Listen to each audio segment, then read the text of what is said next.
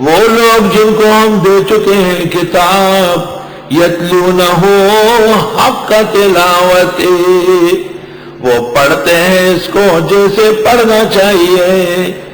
کیا ترجمہ کیا؟ حق تلاوتی کا ترجمہ کیا جیسے پڑھنا چاہیے، یعنی حلال کو حلال جانے، حرام کو حرام جانے، اور اتنی تجوید و قرات تو ہو جس سے نماز صحیح ہو. آگے قراء صاحبان کی تفصیلات مستحب ہے، لیکن مخارج اور ضروری اوصاف جس کو فقہا کہتے ہیں ما تجوز بہ الصلاۃ. صدر میں جہانگیر پارک کی مسجد میں نے مغرب پڑھائی جوش خروش سے. کسی زمانے میں ہم بھی بڑے اچھے امام تھے.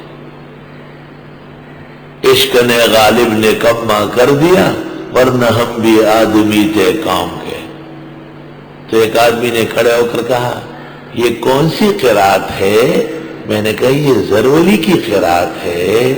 اس نے کہا اچھا اچھا ماشاءاللہ. میرا یہ خیال تھا کہ یہ ضرور اس کی قرات ہوگی. اس کا یہ خیال تھا کہ زرولی کو یہ قرات تجوید کا امام ہے. ہائی سوال.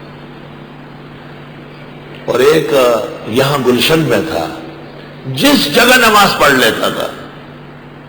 بنوری ٹاؤن میں نماز پڑھ کے کھڑا ہو گیا، گر تو قرآن بدین مت خوانی ببری دولت مسلمانی.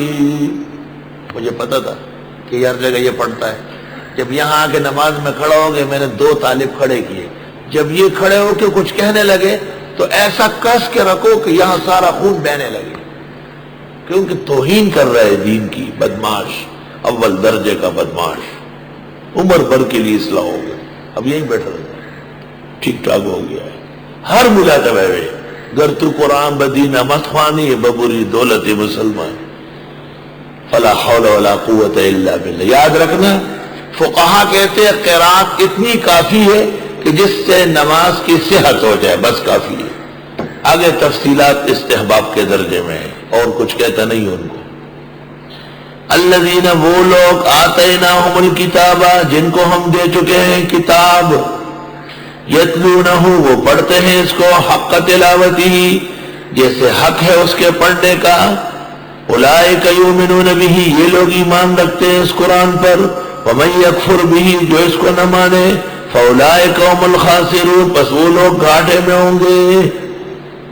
ثابت ہوا کہ اہل کتاب میں بھی حق پرست علماء تھے، عبداللہ ابن سلام اور ان کے رفقا.